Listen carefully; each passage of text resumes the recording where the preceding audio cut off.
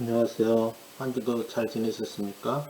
오늘은 사도행전 9장 36절에서 42절의 말씀을 가지고 A 플러스 인생이라는 제목으로 하나님의 말씀을 전하겠습니다. 보통 사람들은 학창시절에 A 플러스 성적을 받고 싶으셨을 것입니다. 좋은 성적을 거두어 장학금을 받으려고 하셨을 것입니다. 하지만 현실에서는 장학금은 면제받고 등록금을 받는 경우가 많았지요. 또 설령 본인은 학창시절에 성적이 좋지 않았어도 자신의 자식만큼은 공부를 잘하여 좋은 성적 받기를 원할 것입니다. 대부분의 부모님들은 자식들이 공부를 잘하기를 원하지요. 공부를 잘한 자식을 둔 부모님은 자신도 모르게 어깨가 으쓱 올라갑니다. 이에 반해 공부를 잘하지 못한 자식을 둔 부모님은 의기소침할 때가 많습니다. 요즘 흔히 하는 말로 의문의 배를 당하게 되지요. 그렇게 대부분 부모님들은 공부에 달란트도 없는 자녀를 공부를 강요시키는 경우가 많습니다. 어느 교회 목사님이 아들이 항상 꼴찌만 하여 목사님이 교인들을 보기에 민망했다고 합니다. 그래서 아들에게 한 가지 제안을 합니다. 아들아, 내가 만약 이번 시험에 꼴찌를 하지 않으면 내 소원을 뭐든지 하나 들어주겠다. 그러나 네가 만약에 이번 시험에도 또 꼴찌를 하게 된다면 너는 더 이상 내 아들이 아니다. 다음날 시험을 보고 돌아오는 아들에게 물었습니다. 얘야, 시험은 어떻게 됐니? 아들이 이렇게 대답하죠. 아저씨 누구세요? 성적은 학교 다닐 때만 매겨지는 것이 아니라 우리 인생에 있어서도 성적이 매겨집니다. 어찌 보면 인생 성적표는 학교 성적표보다 훨씬 중요하다고 할 수 있습니다. 우리 인생의 성적표는 우리가 죽을 때 최종적으로 나오게 됩니다. 우리 하루하루의 삶이 모여 나중에 죽을 때 하나님과 사람들로부터 어떤 삶을 살았는지 평가가 이루어집니다. 그렇게 우리가 죽을 때 A 플러스 성적을 받아 A 플러스 인생이 되기 위해서는 하루하루의 삶이 중요합니다. 사도행전 9장에 보면 다비다라는 사람이 나옵니다. 다비다라는 이름의 의미는 암사슴입니다. 암사슴은 은혜로움, 아름다움을 상징합니다. 다비다는 정말 자신의 이름처럼 은혜롭고 아름다운 인생을 살았습니다. 다비다는 선행과 구제하는 삶을 살았습니다. 욥바에 다비다라는 여제자가 있으니 그 이름을 번역하면 도로가라. 선행과 구제하는 일이 심히 많더니. 다비다가 죽을 때 A 플러스 성적을 받을 수 있었던 것은 선행과 구제하는 삶을 살았기 때문입니다. 이런 선행과 구제를 우리 예수님도 공생의 삶을 사실 때 실천하셨습니다. 예수님은 공생의 기간 동안 수많은 사람들에게 선행과 구제를 베푸신 삶을 사셨습니다. 특히 질기 보잘것없는 사람들에게 선행과 구제를 많이 베푸셨습니다. 어둠 속에 있는 사람들, 사회생활의 벤두리와 배랑으로 밀려나는 사람들, 실용적인 관점에서 별로 쓸모가 없다고 여긴 사람들에게 예수님은 선행과 구제를 베푸셨습니다. 이런 선행과 구제의 삶을 사신 예수님을 본받아 저와 여러분도 선행과 구제의 삶을 살아야 합니다. 그리스도인이라면 마땅히 선행과 구제의 삶을 살아야 합니다. 선행과 구제의 책임을 감당하지 않는 교회는 그리스도를 따르는 교회라 할 수 없습니다.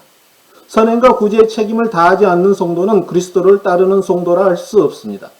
선행과 구제를 하지 않는 교회는 짝퉁교회요. 선행과 구제를 하지 않는 성도는 짝퉁 성도입니다. 예수님이 행하시고 가르치신 선행과 구제의 삶을 오늘 본문의 다비다가 그대로 실천했습니다. 성경에서 최초로 다비다를 가리켜 직접적으로 여제자라는 표현을 사용합니다. 다비다를 가리켜 여제자라고 표현한 것을 볼 때 다비다는 예수 그리스도의 가르침을 따라 사는 사람이었음을 알 수 있습니다. 이런 삶을 살았기에 다비다가 죽었을 때 A 플러스 성적표를 받게 됩니다. 다비다가 죽었을 때 그곳에 있는 사람들의 반응을 보면 그녀의 삶이 A 플러스 인생이었음을 알 수 있습니다. 다비다가 죽었을 때 모든 사람들이 슬퍼하며 매우 안타까워하는 모습을 보입니다. 사도행전 9장 39절에 보면 모든 가부가 베드로의 곁에 서서 울었다고 되어 있습니다. 우리도 언젠가는 죽습니다. 저와 여러분도 죽음을 맞이할 때 다비다처럼 많은 사람들이 나의 죽음에 대해 안타까워하는 삶을 살았으면 좋겠습니다. 우리는 이 세상에서 삶을 마치고 죽음을 맞이할 때 자신의 인생에 대한 최종 성적표를 받게 됩니다. 사람은 장례식장에서 그 인생이 어떠했는지 최종 성적이 나옵니다. 장례식에 찾아온 사람들의 따뜻한 가슴에서 흐르는 눈물이 죽은 사람의 인생의 성적을 가늠하게 됩니다. 우리가 알고 있는 것처럼 모세가 죽었을 때는 이스라엘 백성들이 40일 동안 슬퍼했습니다.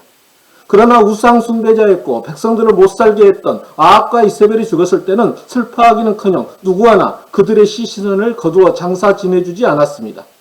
오히려 그들의 시체는 개들의 밥이 되었습니다. 저는 우상 숭배자였던 아합과 이세벨의 죽음을 통해 이번 대선의 무속 논란에서 무속의 주술적 행위를 문제시 여기지 않고 자신의 정치적 신념과 이익에 따라 무속의 주술적 행위가 별 문제가 되지 않는다는 일부 목사들이 각성했으면 좋겠습니다. 주술이 문제되지 않는다는 목사들이 세례 요한이 바리새인과 사두개인에게 했던 말인 독사의 자식들아, 회개하지 않으면 지옥의 심판을 피할 수 없다는 말을 기억했으면 좋겠습니다. 또 신천지도 대선에 깊숙이 끼어들어 야권의 유력 후보를 지지하고 있다는 보도가 연일 나오고 있습니다. 무속의 주술적 행위와 이단을 용인하는 것은 예수님의 가르침과 삶에 역행하는 것입니다. 성경에도 반하는 것이죠. 주님의 진노를 피할 수 없을 것입니다. 한국에서 가장 크고 정통성 있는 교단들의 연합체인 한국기독교교회협의회에서 이번 대선의 무속 논란과 관련하여 각 교회와 성도들에게 목회 서신을 냈습니다. 한국기독교교회협의회에 소속된 교단은 애장통합, 감리교, 기독교장로회, 구세군, 대한성공회, 기독교 대한복음교회, 한국경교회, 기독교 대한하나님의 성회, 여러분들이 잘 알고 있는 여의도 순복음교회가 속한 교단입니다. 기독교 한국루터교회로 이루어졌습니다.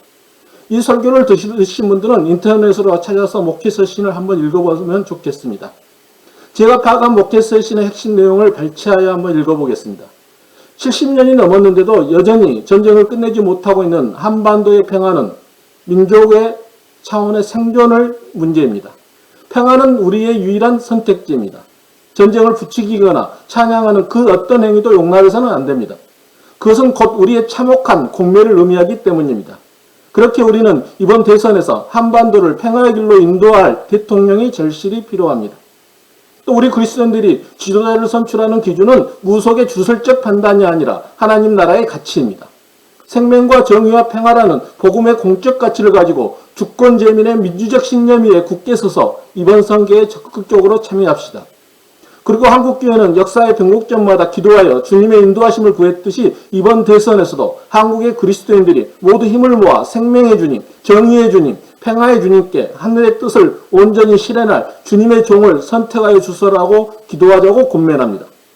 이번 목회 서신의 핵심 내용은 이번 20대 대선에서 그리스도인은 어떤 사람을 우리의 대통령으로 선출해야 하는지 그 기준을 제시합니다. 저와 여러분은 이번 20대 대선에서 목회 서신에서 제시한 기준에 맞는 사람을 우리의 대표로 선출했으면 좋겠습니다. 또 우리가 대선 후보를 선택하는 기준 가운데 하나가 오늘 본문의 다비다처럼 다른 사람을 위해 선행과 구제의 삶을 살아왔는지도 중요할 것 같습니다. 각 후보자들의 그동안의 삶이 어떤 삶을 살아왔는지 살펴보고 자신의 출세와 탐욕을 위해 살아왔는지 아니면 공적 마인드를 가지고 공동체를 위한 삶을 살아왔는지 특히 어려운 사람들을 위한 삶을 살아왔는지를 가지고 판단하는 것도 좋을 것 같습니다. 히틀러가 유대인들을 못살게 굴 때 어느 한 유대인이 매일 신문을 사서 천면만 보고 버렸다고 합니다. 그래서 신문을 파는 사람이 이상형이요. 왜 신문에 천면만 보고 버리십니까? 그러자 매일 신문을 사는 사람이 누가 죽었는지 알기 위해서입니다. 그럼 부고란이 있는 신문의 가장 뒷면을 보셔야죠. 그러자 매일 신문을 산 유대인이 말합니다. 내가 죽기를 바라는 사람은 워낙 유명하기 때문에 신문 일면을 장식할 사람입니다.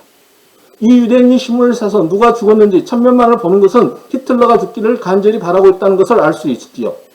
그렇다면 오늘 나는 어떻습니까? 만약 오늘 내가 죽는다면 다른 사람에게 어떤 사람으로 기억될 것 같습니까? 오늘 내가 죽어 하나님께 간다고 한다면 하나님께서 착하고 충성된 종아 그동안 수고 많았다고 하면서 하나님께서 칭찬해 주실 수 있을까요? 다비다의 죽음처럼 많은 사람들이 나의 죽음에 대해 안타까워하면서 슬퍼할까요? 아니면 아합이나 이세벨이 죽었던 것처럼 당연한 것으로 여기고 아무도 찾아오지 않을까요?